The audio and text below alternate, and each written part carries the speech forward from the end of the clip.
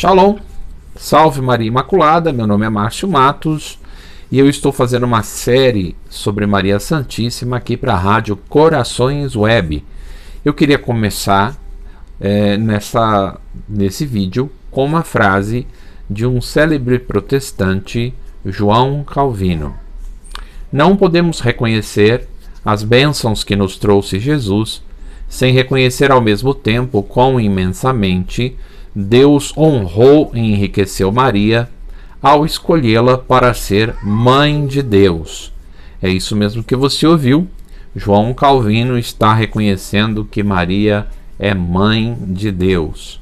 Ainda nessa mesma linha, Martinho Lutero: quem são todas as mulheres, servos, senhores, príncipes, reis e monarcas da terra, comparados com a Virgem Maria, que, nascida de descendência real, descendente do rei Davi, é além disso a Mãe de Deus, a mulher mais sublime da terra. Ela é na cristandade inteira o mais nobre tesouro depois de Cristo, a quem nunca poderemos exaltar o bastante, nunca poderemos exaltar o suficiente, a mais nobre imperatriz e rainha, exaltada e bendita acima de toda nobreza, com sabedoria e santidade. Martinho Lutero, comentário do Magnífica, conforme escritora evangélica Madre Basileia Schlink, na revista Jesus Vive e É o Senhor. É importante nós entendermos alguma coisa sobre Maria Santíssima. No ano de 431, o Concílio de Éfeso definiu Maria Santíssima como Mãe de Deus. Ora, não parece difícil de compreender a definição do dogma de fé. E para algumas pessoas é um tanto complicado. Eu já ouvi por aí, internet afora, outras pessoas mesmo dizendo: mas uma criatura jamais poderia ser mãe de Deus, porque Deus é eterno, é o princípio do mais velho, Deus veio primeiro, não é? Maria é a criação dele, ela não poderia ser mãe de Deus. Olha, a igreja não diz que Maria é mãe de Deus nesse sentido, no sentido de ser uma deusa ou de ter gerado Deus desta forma por toda a eternidade. O que a igreja diz é que Maria é mãe de Jesus e Jesus é Deus. É simples assim. Não parece difícil de entender. Se Jesus é homem e Deus ao mesmo tempo, e Maria é mãe de Jesus, Maria é mãe de Deus. Da mesma forma, nós podemos utilizar algumas expressões no mesmo sentido, que não fariam sentido algum se nós não entendêssemos do que estamos falando. Por exemplo, nós podemos dizer: Deus morreu por mim. Então, Deus morre? Não, é claro que Deus não morre. Deus é imortal. Mas Jesus morreu na sua humanidade. Mas ele não deixa de ser Deus. Então não está errado dizer que Deus morreu por mim, como também não está errado dizer que Maria é mãe de Deus. Olha, a igreja sempre acreditou nisso, Maria como mãe de Deus, desde os apóstolos, quando começa a se definir quem é Jesus. Olha, Jesus é o Filho de Deus. Jesus realmente é o Messias. Então, se Jesus é o Filho de Deus, Maria é Mãe de Deus. Vamos compreender que a igreja desenvolve esse pensamento nos primeiros séculos. Quando nós estamos chegando ali próximo do concílio, nós temos uma heresia. Há um bispo chamado Nestório, que foi bispo de Constantinopla, e Nestório está dizendo ali algumas bobagens. A heresia que Nestório levanta é a seguinte: seria impossível a uma criatura ser mãe de Deus. Ela é mãe do Jesus homem, ela não é mãe do Jesus Deus. Como se Jesus fossem duas pessoas, mas Jesus é uma só pessoa. Então a igreja, no concílio, ela vai se manifestar de forma solene e vai definir que para Jesus, embora hajam duas naturezas, seja homem ou seja divino, ele é um só. Jesus é homem e Deus ao mesmo tempo. Sendo Jesus homem e Deus ao mesmo tempo, se Maria é mãe de Jesus, Maria é, portanto, mãe de Deus. Talvez o que me impressione bastante seja que nos tempos de hoje nós temos exatamente a mesma heresia sendo trazida de volta, porque alguns dos nossos irmãos separados questionam a mesma coisa, dizem, olha, ela era mãe de Jesus homem, ela não era mãe de Jesus Deus. Nós vamos entender, não só neste concílio, mas num outro concílio mais tarde de Calcedônia, em 451, quando se define as duas naturezas de Cristo, nós vamos então compreender que Cristo é um só, Jesus é um só, mas ele tem duas naturezas em si. Ele é homem e Deus ao mesmo tempo. Então, sendo homem, ele não deixa de ser Deus, sendo Deus, ele não deixa de ser homem. Se Maria é mãe dele, Maria é mãe do homem, mas Maria também é mãe do Deus.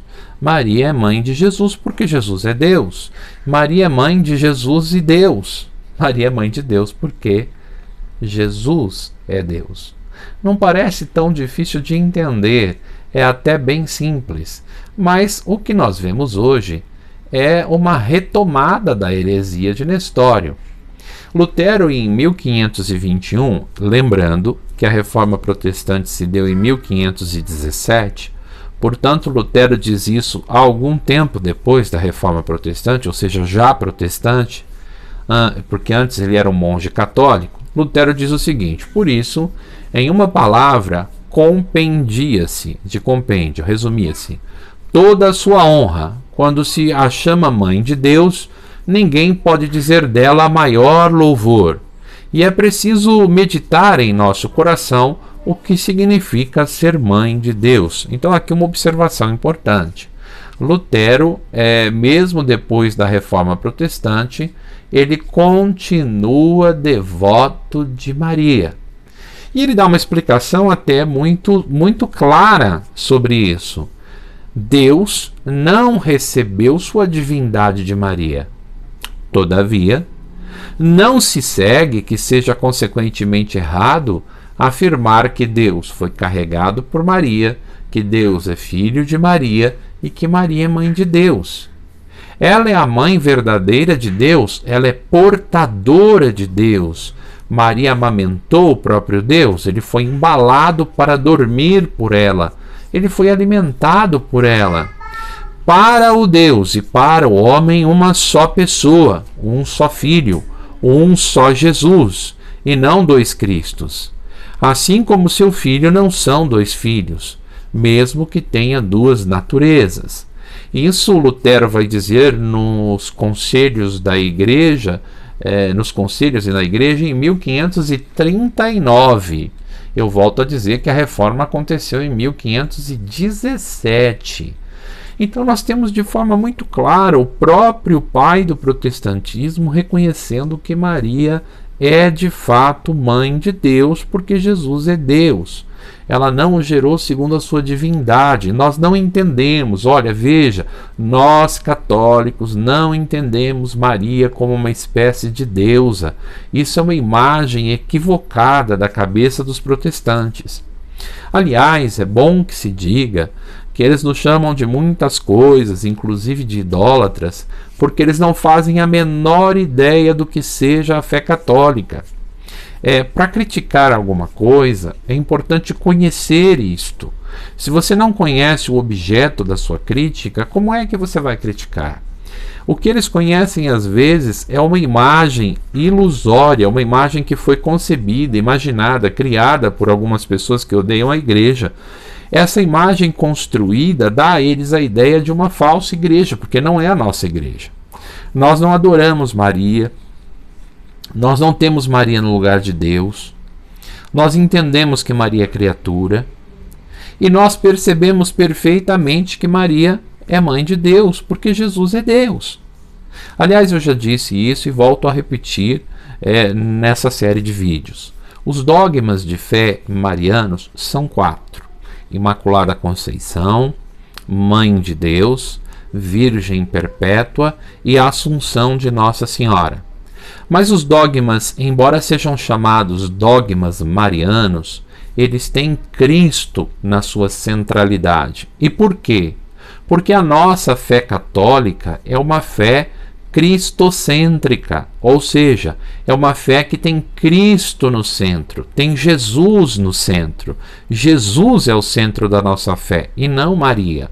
Maria tem um lugar especial para nós a amamos, nós a veneramos, nós temos um imenso carinho por ela é nossa mãe, assim como é mãe de Jesus. Mas nós não a adoramos, nós adoramos apenas a Deus. Mas nós a respeitamos muito e entendemos Maria como mãe de Deus.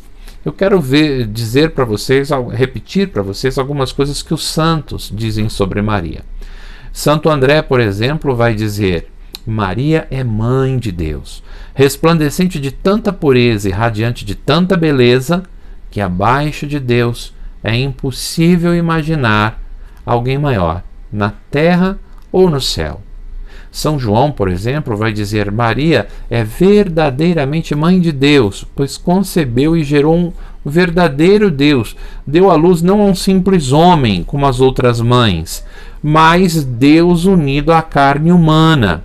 Se eu entendo isso, que Jesus é um só, homem e Deus ao mesmo tempo, cai por terra toda essa heresia nestoriana, que afirmava que Maria era apenas mãe do Cristo homem. Então o Papa Celestino I, no ano de 430, ele examinou no Concílio de Roma a doutrina de Nestório. E ele percebeu, porque tudo isso foi apresentado a ele por São Cirilo, ele percebeu os erros e foi convocado então o concílio em 431, no qual Nestório não quis comparecer. Todos os bispos reunidos, junto com São Cirilo, então definiram ali o dogma da maternidade de Maria, mãe de Deus. Maria, mãe de Deus. E a partir daquele momento, Nestório deixou de ser bispo. Veja, São Luís de Montfort diz algo fantástico: se quiserdes compreender a mãe, diz um santo, compreendei o filho. Ela é uma digna mãe de Deus. Maria é mãe de Deus, e isso é inegável. O concílio, ele fez uma coisa muito interessante que a maioria dos católicos não sabe. Nós temos a oração da Ave Maria, que todos nós conhecemos bem, mas muitos não sabem como essa oração foi composta. Bom, ela foi composta assim. Na primeira parte da Ave Maria, metade dela é composição do anjo Gabriel e uma parte dela é composição de Isabel. Ave Maria, cheia de graça, anjo Gabriel. Bendito é o fruto do vosso ventre, Isabel. Agora nós temos a segunda parte da Ave Maria. E essa segunda parte veio de onde? Então, veio daqui, do concílio em 431. O concílio de Éfeso, então, adiciona, junto à anunciação do anjo, esta parte. Santa Maria, Mãe de Deus, rogai por nós, pecadores, agora e na hora de nossa morte. Amém. Olha que lindo. O concílio, para confirmar tudo aquilo que tinha sido definido como Maria, Mãe de Deus, ele adiciona Santa Maria, porque ela é santa. Mãe de Deus, porque ela é Mãe de Deus. Roga por nós, pecadores. Junto a quem, gente? Junto a Jesus, seu Filho. Agora e na hora da nossa morte. Amém. Então a primeira parte é toda bíblica. A segunda parte é o magistério da Igreja se manifestando em cima da tradição, em cima da devoção popular. E como não citar Bento XVI, que diz assim: na liturgia de hoje sobressai a figura de Maria, verdadeira mãe de Jesus, homem-Deus. Portanto, a solenidade não celebra uma ideia abstrata, mas um mistério e um acontecimento histórico. Jesus Cristo, pessoa divina, nasceu da Virgem Maria, a qual é, no sentido mais verdadeiro, sua mãe. Maria, Mãe de Deus. Maria, nossa mãe. Eu espero que você goste dos vídeos, que você curta, que você compartilhe, que você deixe seu like. E convido mais uma vez, amanhã, dia 16, nós iniciamos um curso online de Mariologia. São 10 aulas. Para você entender isso profundamente, os dogmas marianos, quem é Maria, como surgiu o rosário, as aparições, uma série de coisas, nós vamos ter 10 aulas. É uma taxa única, tá, para fazer esse curso. Eu já disse isso 2 vezes. Vou abrir uma terceira, mas essa é a última. O curso começa amanhã. Quem se inscrever, quem me procurar no dia de hoje, até amanhã, no dia de amanhã, e disser que chegou a mim pela rádio Corações Web, recebe 10% de desconto para fazer o curso. Eu só estou abrindo isso para vocês, tá bom? Então, aqueles que tiverem interesse, me procurem para poder fazer o curso. Entre lá no nosso canal no YouTube, acompanhem um pouco do nosso trabalho, acompanhem os vídeos aqui na Rádio Corações Web e também acompanhem a programação da rádio, que é uma rádio muito boa e tem trabalhado bastante para a evangelização. Deus abençoe vocês e salve Maria Imaculada!